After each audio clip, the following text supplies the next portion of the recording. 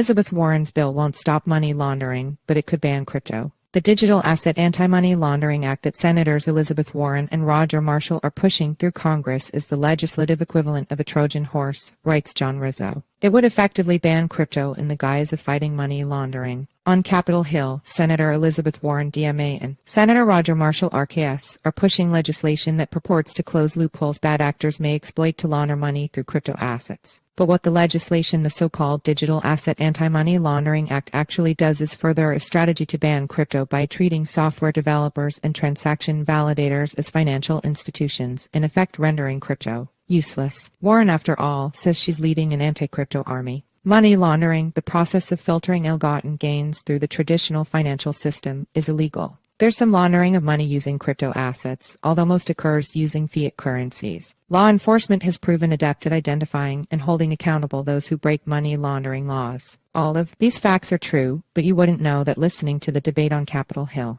Proponents of this dangerous new legislation would have you believe that money laundering is a problem unique to crypto assets, occurring at an unprecedented scale, and law enforcement is incapable of stopping it because of outdated laws. John Rizzo is Senior Vice President for Public Affairs at Clyde Group, where he provides strategic counsel and communications. He most recently served as the senior spokesperson at the U.S. Department of the Treasury, covering digital assets, fintech, climate finance, financial stability, domestic finance, and economic policy. Crypto assets and the underlying blockchain technology that they are built on are novel. Still, the legislative strategy used to advance legislation to undermine them permanently is as old as America itself. The authors of this legislation have identified an illegal act that is salient with the American public and is broadly opposed: money laundering. They further recognize that blockchain technology and crypto assets are new concepts to people nationwide. So, they slap the label Americans know they don't like on the brand they don't yet know and pursue a long-term strategy of banning crypto under the guise of an anti-money laundering policy. It's the legislative equivalent of a Trojan horse, and those who care about the future of crypto assets need to quickly mobilize to defeat the bill, which was first introduced in 2022 and may soon be introduced in this new Congress. A fair assessment of the Digital Asset Anti-Money Laundering Act clarifies that the legislation is both unnecessary and designed to further a policy banning crypto outright. Money laundering has long been illegal in the United States and throughout the world. Despite these prohibitions, there's no question that the original attempts to stymie money laundering were imperfect, evidenced by subsequent congressional and international efforts to strengthen anti-money laundering laws. In assessing the Warren-Marshall bill, one must ask whether the legislation identifies legitimate gaps in the legal regime covering money laundering, whether the legislation does more harm than good, and if there are alternate ways to achieve the policy objective of cracking down on money laundering without undermining the very existence of crypto and blockchain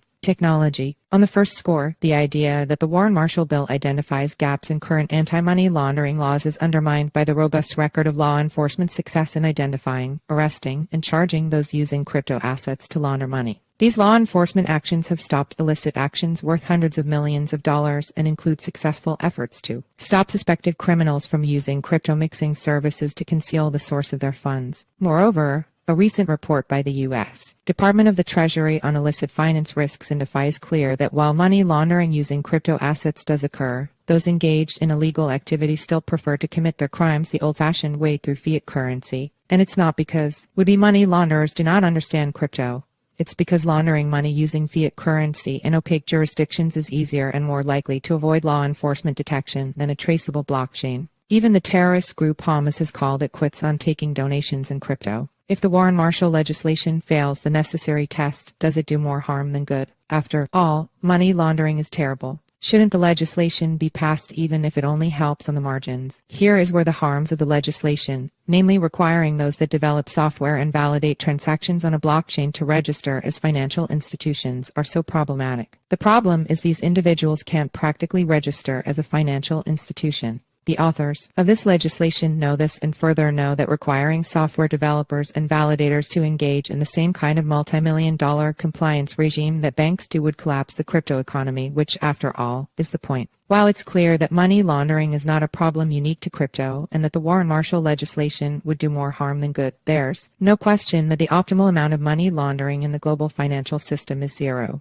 And to that end, there are steps Congress can take to reduce money laundering in crypto and traditional assets. For instance, Congress can pass legislation to create a federal money transmission license to standardize projections or institute a supervisory regime for digital currency exchanges overseen by the Commodity Futures Trading Commission. Increased penalties for money laundering of all types could serve as an increased deterrent. Finally, a leading study that examined how best to help law enforcement better crack down on crimes involving crypto identified multi-jurisdictional cooperation, tools, and training as primary needs, not anything remotely approaching the Warren-Marshall bill. Despite all the problems with the Warren-Marshall bill, its backers are committed to pursuing it and likely looking for a moving legislative vehicle to attach their legislation to. The proposed legislation is unnecessary to counter money laundering, and it does more good than harm. But if you're interested in leading an anti-crypto army and seeing the industry collapse, it might be just what you need.